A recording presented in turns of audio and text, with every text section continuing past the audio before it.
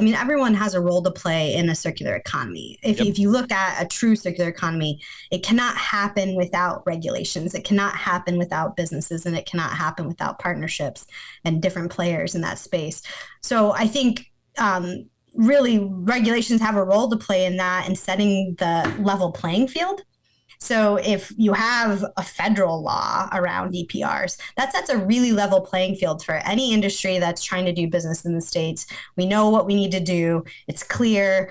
You can actually implement it and it will have actual tangible impacts. That's, I think, best case scenario.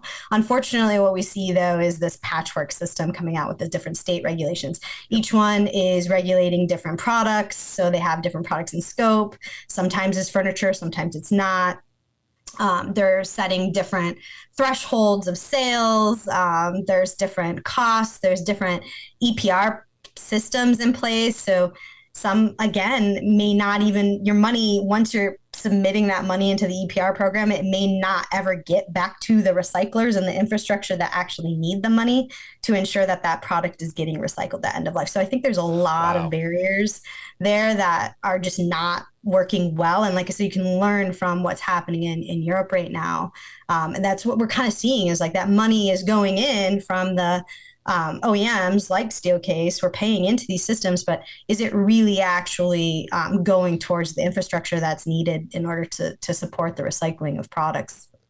I mean this in the best context. I think what you're saying too is there's a regionality to determining some of these regulations outside or within a federal mandate of some sort.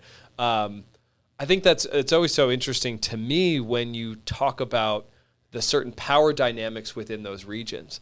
And so it's actually, I think of Michigan as such an innovative state when it comes to a lot of these initiatives. We at Reaply, we're working with a lot of similar contacts that you all might have at Steelcase.